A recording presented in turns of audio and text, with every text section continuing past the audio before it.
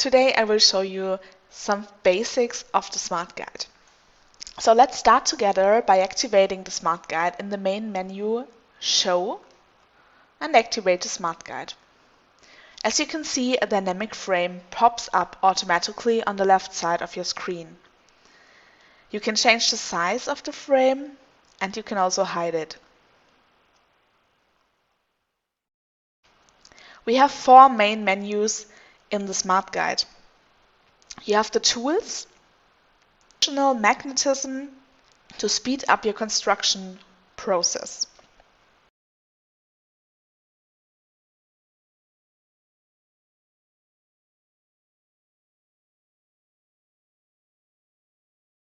We have the selection area that limits the active element types for the corresponding function.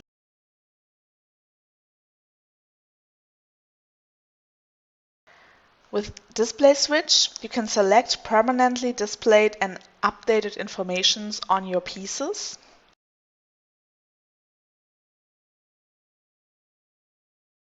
And with the direction tools, you can limit your cursor movement in different functions.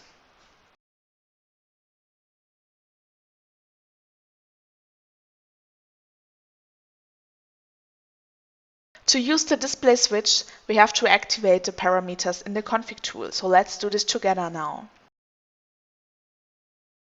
You have to click on the red menu in the Assyst toolbar and start the config tool. It's the first symbol.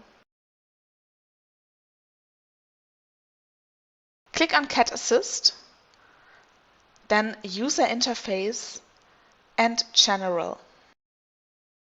You can see the parameters for the display switch here.